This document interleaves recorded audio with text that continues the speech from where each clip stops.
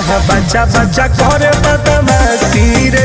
हम तो बानी वही जिला के निवासी रे, जहाँ बच्चा बच्चा करे बदमाशी रे।